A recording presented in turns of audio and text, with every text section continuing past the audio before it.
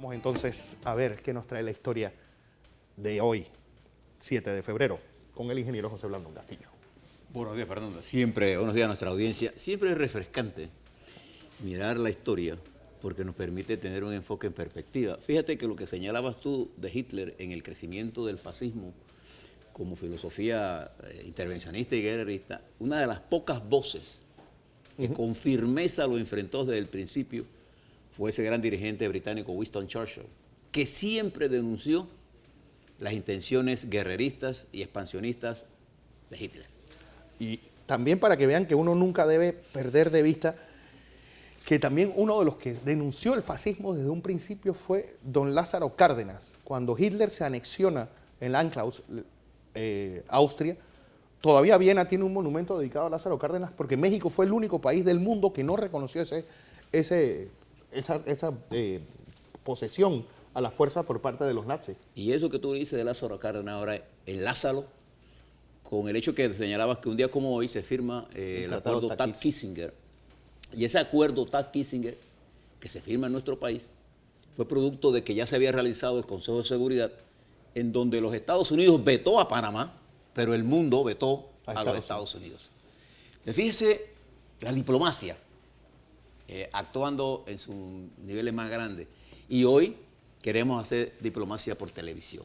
Por Twitter. Escuchaba al señor Trump, por ejemplo, para dar un ejemplo, de sus ataques, sus decisiones presidenciales casi monárquicas, de tomar, yo firmo aquí, ignorando incluso su propio sistema. Él piensa que los Estados Unidos, a lo mejor será una gran concesión que él se ganó. Él no se ganó la presidencia de los Estados Unidos, sino la concesión que se llama Estados Unidos, y él piensa que él es el gerente general de esa empresa, que no, lo que él firma es ley. No, hay un montón, por suerte los Estados Unidos tienen institucionalidad que funciona.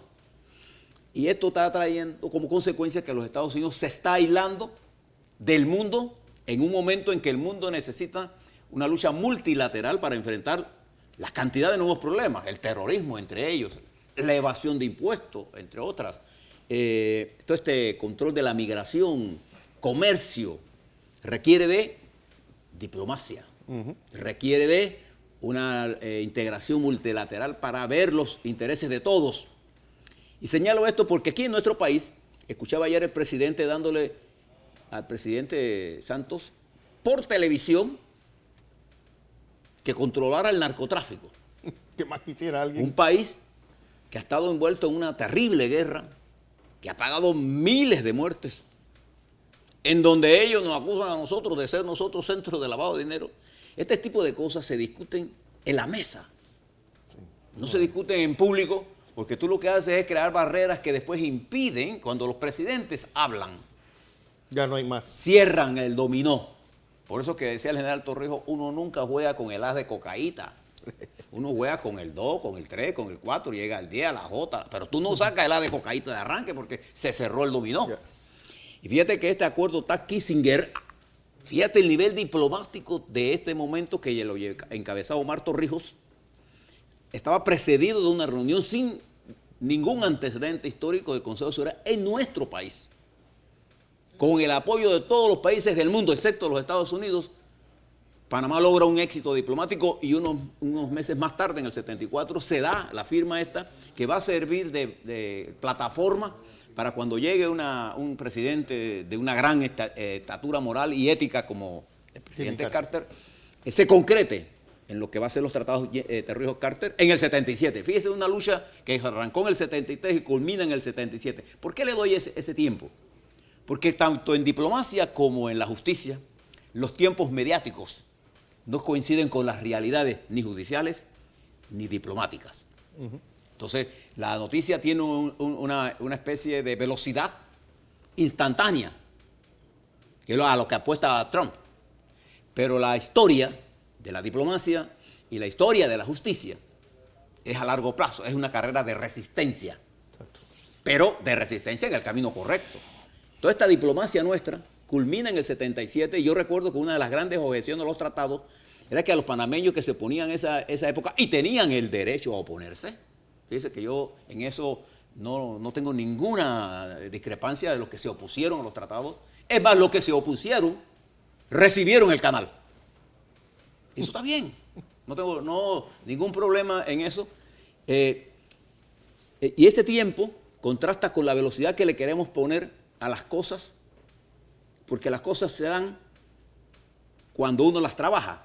La política es el arte de las posibilidades y es el deber de nosotros crear esas posibilidades. Le voy a dar algunos ejemplos que está ocurriendo en el mundo y en Panamá.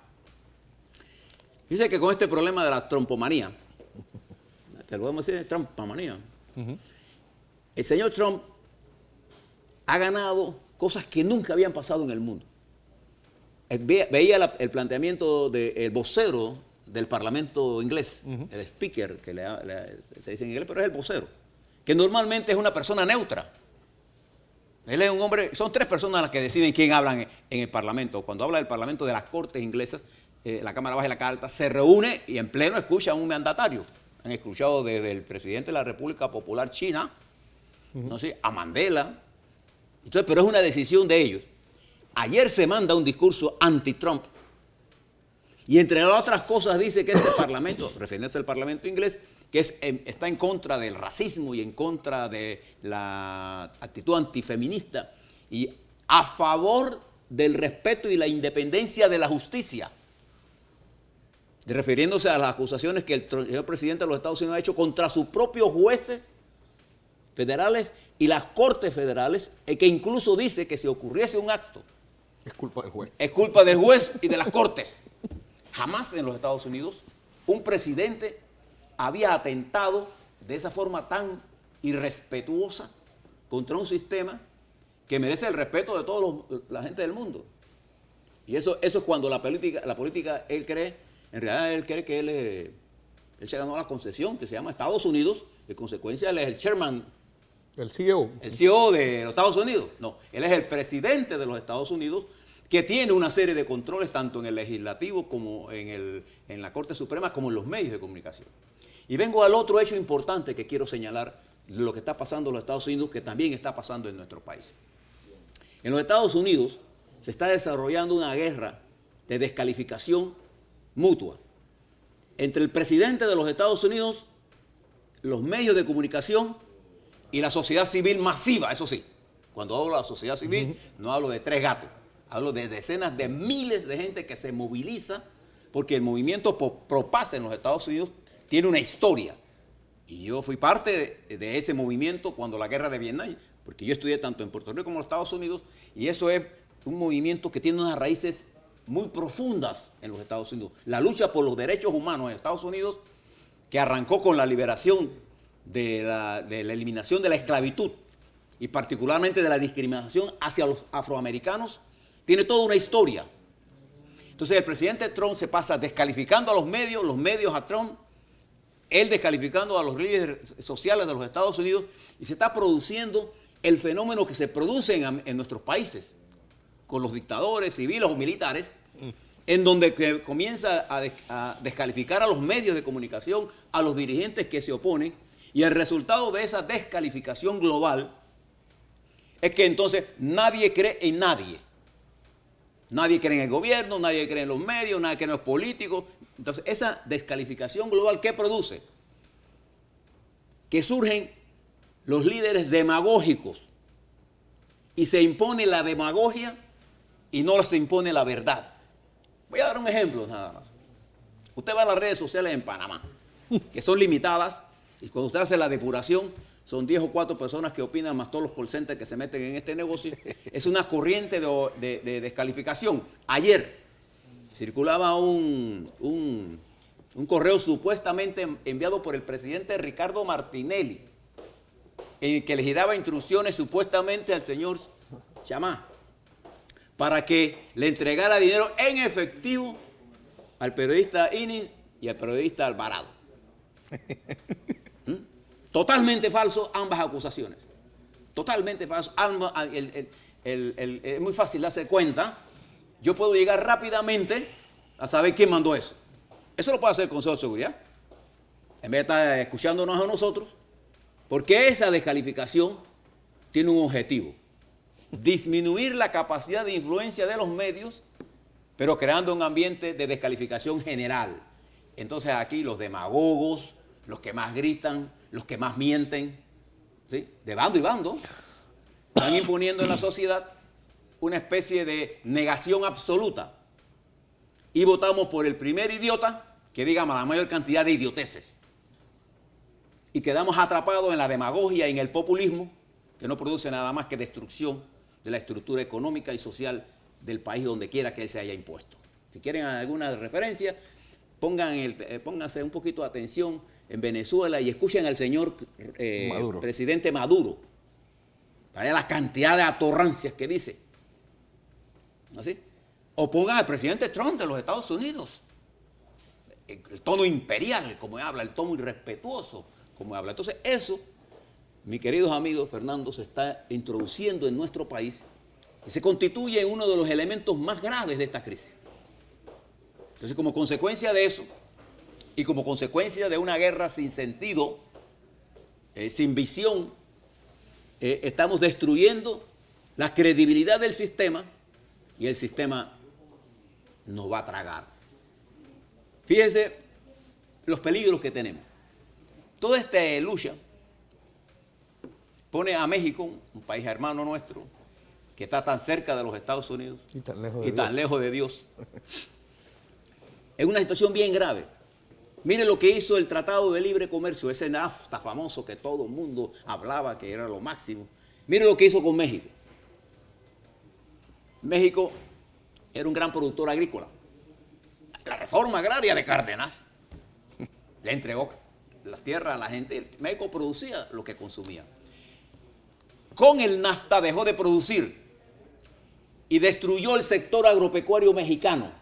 Hoy, para que ustedes sepan, México es un importador neto de maíz. Los Estados Unidos produce maíz en cantidades, pero no para consumo humano. Es más, los gringos piensan que comer maíz es una cosa de los latinoamericanos, que son unos... Las tortillas. México consume mucha tortilla, y la tortilla se usa con maíz blanco, lo mezclan con el maíz que trae, y México hoy es dependiente de la importación de maíz de los Estados Unidos. Fíjense, México, el país petrolero, vende petróleo barato a los Estados Unidos y compra gasolina cara. Y el 60% de la gasolina que usa México hoy viene de los Estados Unidos, y México solo tiene reserva para 3 días de gasolina. Sí, una disrupción del comercio con los Estados Unidos producirá inmediatamente un desabastecimiento de combustible, no solamente de diésel y gasolina, sino de gas natural, que México es totalmente dependiente de los Estados Unidos de gas natural. Pero México no produce ni el pollo, ni los huevos que consume, ni carne que consume. Porque en el proceso ese de que tú produces lo que eres más eficiente y no produces lo que es más eficiente en México, se ha dejado de producir alimentos y está a la merced de los Estados Unidos. Fíjense el peligro en la que estamos nosotros. Mírenlo ahora para nosotros. Todo este tumulto en los Estados Unidos, toda esta guerra, en el primer momento que el presidente de los Estados Unidos presta atención sobre Panamá en un sentido negativo o positivo, si es negativo, puede liquidarnos. En uno de sus comunicados firma, se elimina el acuerdo de 1904 del dólar en Panamá y nos sacó la ñeca. Ese peligro que está dándose. Y esa falta de, por ejemplo, y esa diplomacia que yo ahora, los presidentes, todos quieren opinar en televisión sobre las relaciones internacionales. Yo me pregunto si la canciller, nosotros con Colombia vamos a negociar con Colombia desde la televisión, porque Colombia no va a ganar. Colombia tiene una estructura de televisión y radio más poderosa que nosotros. Nosotros no entramos a Colombia en nuestro radio como Colombia entra en nosotros. Usted a la madrugada pone los radios y usted encuentra toda clase de emisoras, RCN, además tiene poderosas televisoras y radio que penetran más que nosotros. Además nosotros tenemos muchos intereses económicos de Colombia en Panamá. Nosotros tenemos más que perder que Colombia con nosotros, para que estemos claros. Entonces, esta diplomacia de querer ser, ¿sabes? Un acto unilateral de... Sí, bueno, vamos a Colombia, recoge tu droga. Vamos a mirar esto. ¿O usted cree que Colombia quiere tener esa droga? Claro, ha aumentado. Pero, señor presidente, hay un problema más grave que Colombia, que ahí está sobre la amenaza a nosotros en materia de seguridad. Es el desplazamiento de los carteles mexicanos a lo que se conoce como el Triángulo de Centroamérica, que se han apoderado del narcotráfico en Salvador, en Guatemala, en Honduras y ahora están por tomarse Belice. Se saltan Nicaragua y Costa Rica se convierte en el buffer, en el último instancia antes que lleguen a nosotros la guerra. Pero ellos ya están aquí en nuestra estructura financiera. Entonces, a eso es lo que tenemos que prestarle atención. Pero eso no se discute por televisión. Eso se negocia, eso se estudia, se mira. Y todo esto se nos complica más a nosotros en medio de una discusión que se ha vuelto monotemática en este país. Aquí todo gira en torno al caso de Brecht. Y están descuidando los problemas de la gente. Ayer la asamblea olímpicamente, ni fu ni fa con el 245, no le prestan atención, sigue la incertidumbre apoderándose de nosotros aquí en Panamá. Y fíjense las cosas que nosotros tenemos. Tenemos un problema de seguridad ciudadana. El asesinato de esta joven en Bocas del Toro ha creado una alarma. El FBI está aquí. Sí. Está aquí. Pero también hay asesinatos en todos lados. Aquí. Pero más importante que el asesinato es el incremento de la inseguridad ciudadana. El problema del tráfico. Usted coge los periódicos y pareciera que Panamá no existiera nada más que en estos casos. Estamos como aislados. ¿Por qué? Porque la guerra se ha concentrado entre las estructuras del poder y en la lucha por las próximas elecciones y no por los problemas de la gente. Y además, pierden el tiempo porque el pueblo no le está haciendo caso. Cuando el gobierno habla, no le paran bola. Yo puedo decir, cada vez que un ministro habla, salen como 20 comunicaciones descartándole y entonces viene el call center a pegarle a los periodistas. Porque no le pegan a quien habla. ¿No? ¿Sí? O sale el móvil ahora pidiendo que la procuradora tiene que irse. Miren, si nosotros estamos haciendo ñamerías, ¿no? Yo dije la palabra ñamería y un amigo mío se molestó porque yo usé la palabra ñamería. Ñamería es cuando tú haces cosas que son locuras y hay que decirlos. Fíjense usted, por ejemplo, esto está creando un problema, Fernando, de estabilidad. La estabilidad política nuestra se está duramente golpeada, la credibilidad, y eso está afectando la gobernabilidad y está produciendo impaciencia en el cuerpo social de nuestro pueblo. Y esto tiene la desventaja de que puede explotar en un momento determinado. Entonces, esta falta de atención, los problemas políticos siempre son locales. Te aseguro que allá en Santiago le estará preocupando cómo van a vender sus sandías, las cosechas, los problemas allá, acá en San Miguelito, el problema de la basura, el problema del transporte público, el problema del agua, el problema que crean los tranques, todos estos temas de corrupción, es una pelea entre el poder. Las pocas grandes, porque nosotros somos un país pequeño. Nosotros en nuestra pequeña no hemos olvidado, mira lo que está pasando en el canal de Panamá. Nuestra principal estructura está siendo estremecida por escándalos diarios. Y continuamos en un debate de que si yo estoy diciendo que le prestemos atención al puerto es porque Panamá Port me compró. Ya con eso lo resolvimos. Si yo hago una crítica a Varela es porque Martinelli me compró. Si yo le hago una crítica a Martinelli es porque Varela me compró. Entonces, esa actitud simplista lo que hace es impedir el debate serio. ¿Y quiénes se están imponiendo? Los demagogos.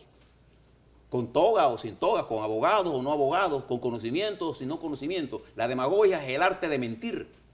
Decir cosas que no se ajustan a la realidad. Entonces, ¿qué ha perdido? La objetividad, el análisis, el hablar con seriedad.